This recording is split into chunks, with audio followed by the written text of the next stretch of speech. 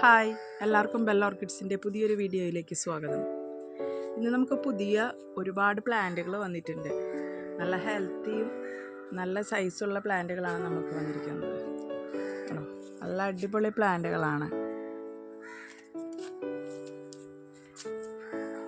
ഇതൊക്കെ സീസർ വാരവാൻ്റെ പ്ലാന്റാണ്. നല്ല ഹെൽത്തിയുള്ള പ്ലാന്റാണ് എല്ലാ അതും. നല്ല ബുഷിയാണ് എല്ലാ പ്ലാന്റും. നല്ല അടിപൊളി പ്ലാന്റാണ്. ഓരോ പ്ലാന്റിൻ്റെ ഹെൽത്ത് കണ്ടോ, നല്ല ഫ്ലവറിങ് സ്റ്റേജ് ആയത്. ഫ്ലവറൊക്കെ വന്ന പ്ലാന്റ് ബഡുകളൊക്കെ സ്റ്റാർട്ട് ചെയ്തു, പക്ഷേ ബഡ് വരില്ല കേട്ടോ. പക്ഷെ അടുത്ത ഇതിൽ എന്തായാലും നല്ല രീതിയിൽ ലെങ്ത്തിൽ ഫ്ലവർ കിട്ടുന്ന സൈസുള്ള പ്ലാന്റാണ്. നല്ല ഹെൽത്തി ആയിട്ടുള്ള പ്ലാന്റുകളാണ്. നമ്മളെപ്പോഴും പ്ലാന്റ് എടുക്കുമ്പോൾ ഞാൻ പറയാറുണ്ട്, ഹെൽത്ത് നോക്കിയിട്ട് എടുക്കാം. നല്ല ബുഷിയായിട്ടുള്ള ഹെൽത്തുള്ള പ്ലാന്റുകളാണ് ഇതെല്ലാം.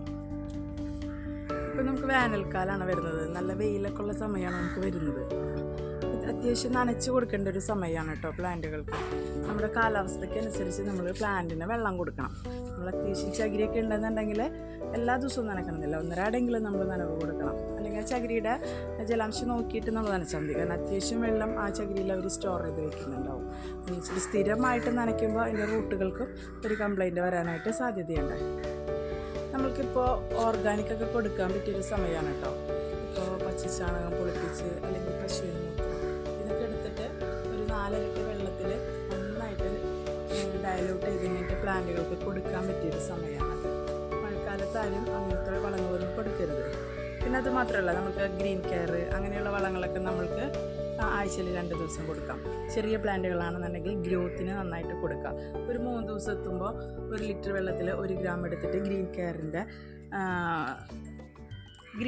ഫെർട്ടിലൈസർ നമ്മൾക്ക് ഗ്രോത്തിനുള്ളത് നമുക്ക് കൊടുക്കാം. പ്ലാന്റ് ഒന്ന് മെച്ചുവേർഡായി ഫ്ലവർ ചെയ്യാനുള്ളൊരു സ്റ്റേജിലായി എന്ന് തോന്നുമ്പോൾ നമുക്ക് ഫ്ലവറിങ്ങിനും കൂടിയും കൊടുക്കാം നമുക്ക്. അപ്പോൾ കൊടുക്കുമ്പോൾ രണ്ടും മാറി മാറി കൊടുക്കാം. ഒരു ദിവസം ഗ്രോത്തിന് കൊടുക്കുമ്പോൾ ഒരു 3 ദിവസം കഴിയുമ്പോൾ ഫ്ലവറിങ്ങിന് കൊടുക്കുക. അത് കൊടുക്കുമ്പോൾ ഒരു റേഷ്യോയിൽ കൊടുക്കുക. 1 ലിറ്റർ വെള്ളത്തിൽ 1 ഗ്രാം എടുത്തിട്ട്. അങ്ങനെയാകുമ്പോൾ പ്ലാന്റുകൾക്ക് എന്നും ഫുഡ് കിട്ടുന്നു എന്ന് പറഞ്ഞ പോലെ നമുക്ക് ഫുഡ് കൊടുക്കാനായിട്ട് നമുക്ക് കഴിയും. ഇതാ ഫെലനോപ്സിസ് ആണ്. നല്ല അടിപൊളി പ്ലാന്റുകളാണ് കണ്ടോ. നല്ല ഹെൽത്തുള്ള പ്ലാന്റുകളാണ്. പ്ലാന്റ് കണ്ടാൽ തന്നെ നമ്മൾക്ക് കൊതി വരും. അതിൻ്റെ റൂട്ടുകളൊക്കെ നോക്കി എത്ര പച്ച കളറിലാണ് അതിൻ്റെ റൂട്ട് ഇരിക്കുന്നത്. നല്ല ഹെൽത്തി ആയിട്ടുള്ള പ്ലാന്റുകളാണ്. ഇപ്പോൾ വേനൽക്കാലമാണ് വരുന്നത്. പ്ലാന്റുകൾ ഒട്ടും വെയിൽ കൊള്ളാതെ നമ്മൾ വെക്കണം. നമ്മൾ ഡെൻഡ്രോബിയത്തിന് കൊടുക്കുന്ന സെയിം വളങ്ങളൊക്കെ തന്നെ പ്ലാന്റിന് കൊടുക്കാം. ഫെലനോപ്സിസ് ആയതുകൊണ്ട് ഡെയിലി നനയ്ക്കേണ്ട കാര്യമില്ല. ഒരു 3 ദിവസം 4 ദിവസമൊക്കെ എത്തുമ്പോൾ പ്ലാന്റ് നനച്ചാൽ മതി. ഇതിൽ കൊക്കോ ചിപ്സ് ആണുള്ളത് കണ്ടോ. ആ കൊക്കോ ചിപ്സിൽ നന്നായിട്ട് വെള്ളം നിൽക്കും. ഒരു 4 ദിവസത്തോളം ഇതിന് വെള്ളം കിട്ടും. ഒട്ടും വെള്ളം പ്ലാന്റിന് ഇല്ലയെന്നുണ്ടെങ്കിൽ ഇതിൻ്റെ ഇലകളൊക്കെ ഭയങ്കരമായിട്ട് ഇങ്ങനെ ചുളുങ്ങിയിരിക്കും. അപ്പോൾ നമുക്കറിയാം അതിൽ വെള്ളം ഇല്ലാഞ്ഞിട്ടാണ് ആ ചുളുങ്ങിയിരിക്കുന്നത്. തീർച്ചയായിട്ടും വെള്ളം ഒഴിച്ചു കൊടുക്കാം. ഇനിയിപ്പോൾ പേടിയുള്ളവരാണെന്നുണ്ടെങ്കിൽ ചിലർക്ക് ഫെലനോപ്സിസ് കെയർ ചെയ്യാനൊരു ഭയങ്കര പേടിയായിരിക്കും. പെട്ടെന്ന് നശിച്ചു പോകുമെന്നൊക്കെയുള്ളൊരു പേടിയായിരിക്കും. ഇങ്ങനെ വെക്കുന്ന പ്ലാന്റുകൾ ഒരിക്കലും നശിച്ചു പോകില്ല കേട്ടോ. കണ്ടോ റൂട്ടുകളൊക്കെ പുതിയ റൂട്ടുകളൊക്കെ ഇതിൽ നിന്ന് ഇറങ്ങുന്നത് കണ്ടോ നന്നായിട്ട്. ഇനിയിപ്പോൾ വളരെ പേടിയുള്ളവരാണെന്നുണ്ടെങ്കിൽ ഈ പ്ലാന്റ് ഇതിൽ നിന്ന് എടുക്കാം. ഇതിൽ നിന്ന് എടുക്കുമ്പോൾ ഈ കൊക്കോ ചിപ്സ് നമ്മൾക്ക് ഇങ്ങനെ വേറിട്ട് കിട്ടും നമുക്ക്. ആ പ്ലാന്റ് നേരെ എടുത്തിട്ട് നമ്മൾ ഹോളുള്ള ചട്ടിയിൽ ഇറക്കി വെച്ചിട്ട് അതിൽ കരി മാത്രം ഇട്ടിട്ട് സെറ്റ് ചെയ്യാം. അങ്ങനെയാവുമ്പോൾ നമ്മൾ പൊഴിക്കുന്ന വെള്ളം ഒട്ടും ഇതിൽ തങ്ങി നിൽക്കില്ല. ആ വെള്ളം നേരെ പൊയ്ക്കോളും, പെട്ടെന്ന് ഇറങ്ങി പൊയ്ക്കോളും. അങ്ങനെയാവുമ്പോൾ നമുക്ക് 1.5 അടൊക്കെ നമുക്ക് പ്ലാന്റിന് നനവ് കൊടുക്കാനായിട്ട് പറ്റും. ഇതിലിപ്പോൾ കൊക്കോ ചിപ്സിൽ നമുക്ക് വെള്ളം നിൽക്കും. കരിയിട്ടിട്ട് സെറ്റ് ചെയ്യുമ്പോൾ അതിൻ്റെ പേടിയില്ല നമ്മൾക്ക്. സ്ഥിരമായിട്ട് വെള്ളം പോകുമ്പോൾ ഇപ്പോഴത്തെ ഒരു വേനൽക്കാലം അനുസരിച്ചിട്ട് 1.5 അട നമ്മൾക്ക് പ്ലാന്റിന് നനവ് കൊടുക്കാം. അപ്പോൾ നമ്മൾ ഇതുപോലെ ചട്ടിയിൽ സെറ്റ് ചെയ്തതാണ്. ഇപ്പോൾ ചിലർക്ക് പേടിയാണ് ആ പ്ലാന്റ് വയ്ക്കുക. അപ്പോൾ നമ്മളിങ്ങനെ ചട്ടിയിൽ പ്ലാന്റ് സെറ്റ് ചെയ്ത് നമ്മൾ കൊടുക്കുന്നുണ്ട് കണ്ടോ. നല്ല കരി മാത്രം ഇട്ടിട്ട് നമ്മൾ പോട്ട് ചെയ്തിരിക്കുകയാണ് കണ്ടോ. അതിൻ്റെ റൂട്ടുകളൊക്കെ നല്ല ഇതിൽ റൂട്ടുകളൊക്കെ വരുന്നുണ്ട്. നമ്മുടെ കയ്യിൽ അവൈലബിൾ ആയിട്ടുള്ള ഫെലനോപ്സിസിൻ്റെയും ഡെൻഡ്രോബിയത്തിൻ്റെയും ഫോട്ടോസ് നമ്മളിവിടെ ആഡ് ചെയ്ത് കൊടുക്കുന്നുണ്ട്.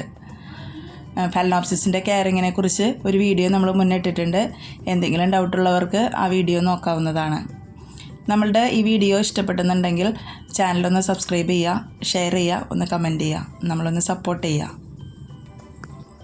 നമ്മളെല്ലാ കസ്റ്റമേഴ്സിനും ക്രിസ്മസ് ഓഫർ നമ്മൾ കൊടുത്തിട്ടുണ്ട് ഈ മാസം 31 തീയതി വരെ.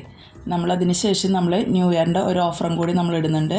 ജനുവരി 5-ാം തീയതി വരെ നമുക്ക് ഈ സെയിം ഓഫർ നമുക്ക് കിട്ടുന്നതാണ്.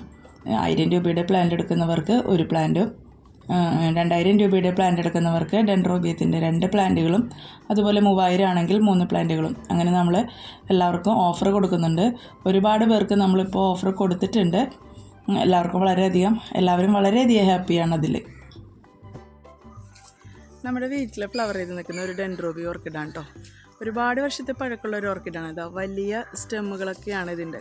കണ്ടാലറിയാം, നല്ല വലിപ്പമുണ്ട്. ഇതാ ഇവിടെ നിന്ന് തുടങ്ങി ഒരാളുടെ വലിപ്പമുണ്ട്, ഒരാളുടെ വലിപ്പമുള്ള പ്ലാന്റുകളാണിത്. പക്ഷെ കണ്ടോ, കുറേ വർഷത്തെ പഴക്കമുള്ള പ്ലാന്റുകളായതുകൊണ്ട് നല്ല ലെങ്ത്തിൽ ഇത് ഫ്ലവർ ചെയ്യുന്നുണ്ട്. നല്ല അടിപൊളിയായിട്ട് കൊലകളായിട്ട് ഒരുപാട് കൊലകൾ പൂക്കൾ നമുക്ക് ഇതിൽ നിന്ന് കിട്ടാറുണ്ട്. അത് ആ പ്ലാന്റിൻ്റെ പഴക്കനുസരിച്ചാണ് ആ പ്ലാന്റ് ഇതുപോലെ ഫ്ലവർ ചെയ്ത് നിൽക്കുന്നത്. അപ്പോൾ ഇന്നത്തെ വീഡിയോ ഇത്രയേ ഉള്ളൂ. പുതിയൊരു വീഡിയോയുമായി വരുന്നത് വരെ എല്ലാവർക്കും ബൈ.